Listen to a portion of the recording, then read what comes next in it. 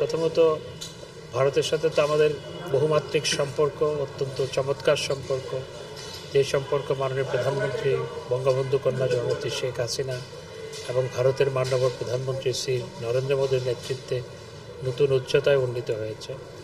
আমরা কানেক্টিভিটি নিয়ে বিস্তারিত আলোচনা করেছি এবং আপনারা জানেন যে ভারতে প্রচুর লোক আমাদের দেশ থেকে ভিসার জন্য অ্যাপ্লাই করে এবং প্রতি বছর 16-17 লক্ষ মানুষের ভিসা তারা আপনার ইস্যু করে ভারত এবং ভারতের বাংলাদেশের হাই কমিশন এবং হাই কমিশন অফিসগুলো highest visa issuing offices in the world for India.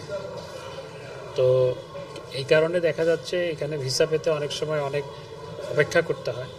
সেটি নিয়ে বিস্তারিত আলোচনা করেছি এবং ভারতের পররাষ্ট্র সচিব আমাকে যেটি বলেছেন, তারা আরও তাদের এখানকার ক্যাপাসিটি বাড়ানোর জন্য তারা আরও সেখানে লোকবল নিয়োগ করছেন এবং ইনোভেটিভ কোনো সিস্টেম ইনভেন্ট করা যায় কিনা।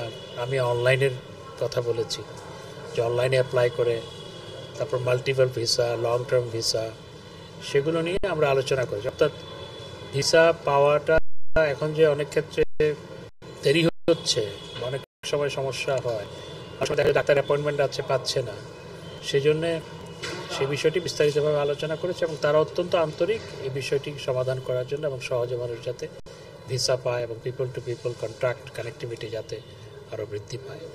এবং আমরা ফিজিক্যাল কানেক্টিভিটি নিয়ে আলোচনা করেছি, সেটা অনেক দূর এগিয়েছে এবং বিশেষ করে নেপাল এবং ভুটানকে ট্রানজিট দেওয়া এবং নেপাল এবং ভুটান থেকে জলবিদ্যুৎ আমদানি করার ক্ষেত্রে ফ্যাসিলিটেট করা। ইতিমধ্যেই নেপাল থেকে জলবিদ্যুৎ আমদানি করার ক্ষেত্রে সব কিছু ফাইনালাইজ হয়েছে। ট্যারিফ নিয়ে সেটিও অনেকটা চূড়ান্ত হয়েছে, সেটি আমাদের পারচেস কমিটিতে যাবে এবং সেটি হলে পরে আমরা নেপাল থেকে 40 মেগাওয়াট বিদ্যুৎ আমদানি করতে পারবো ভারতের উপর দিয়ে। তো অনেক অগ্রগতি আছে। এটি কি চূড়ান্ত হয়েছে? এটি চূড়ান্ত প্রায়, শুধু ট্যারিফটা এখনো চূড়ান্ত হয়নি, অর্থাৎ চূড়ান্ত অনুমোদন হয়নি, কিন্তু নেগোসিয়েশন হয়ে গেছে। আমরা ভিসা রেজিমটাকে সহজ করা নিয়ে আলোচনা করেছি।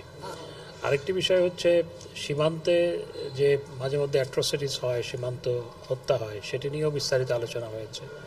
নন লিথাল উইপন ব্যবহার করার উপর আমরা গুরুত্ব আরোপ করেছি এবং তিনি জানিয়েছেন যে তাদের বর্ডার সিকিউরিটি গার্ডকে তারা নির্দেশনা দিয়েছেন এবং তারা সেটি অনুসরণও করেন যে নন লিথাল উইপন ব্যবহার করা।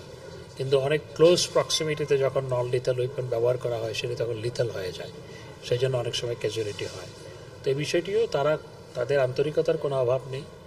তো এটি নিয়ে আমরা দুই দেশের সীমান্তরক্ষীরা সরকারি লেভেলে, রাজনৈতিক লেভেলে এ বিষয়ে আন্তরিকতার কোনো ঘাটতি নেই, যাতে সেখানে জিরো ক্যাজুয়ালিটি হয় এবং অন দ্য গ্রাউন্ড লেভেল সীমান্তরক্ষীদেরকেও সেই মেসেজ দেওয়া হয়েছে। So we should work more on that issue. Teesta নিয়ে আলোচনা হয়েছে।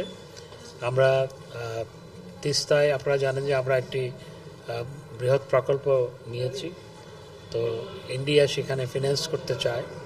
তো আমি যেটা বলেছি সেটি হচ্ছে এই তিস্তা যে প্রকল্পটি বাস্তবায়ন করা হবে সেটি আমাদের নিড অনুযায়ী হতে হবে, আমাদের নিড যাতে ফুলফিল হয় সেভাবে হতে হবে। অবশ্যই মাননীয় প্রধানমন্ত্রী সফর হবে। ভারতে এখন নির্বাচন চলছে, নির্বাচন পর সরকার গঠন হবে, তারপর না মাননীয় প্রধানমন্ত্রীর সফর কখন হবে সেটি ঠিক। ওনার বেইজিং যাওয়া নিয়ে কথা হচ্ছে, কোনটি আগে হতে পারে, বেইজিং না দিল্লি? দেখুন, দিল্লি তো আমাদের কাছে, বেইজিং একটু দূরে। তো তারপর মাননীয় প্রধানমন্ত্রী অনেক আগে থেকেই ভারত সফরের কথা রয়েছে, কিন্তু তাদের সেখানে যেহেতু ইলেকশন, সেই ইলেকশন শেষ না হওয়া পর্যন্ত তো কখন সফর হবে সেটি নির্ধারণ করা যাচ্ছে না।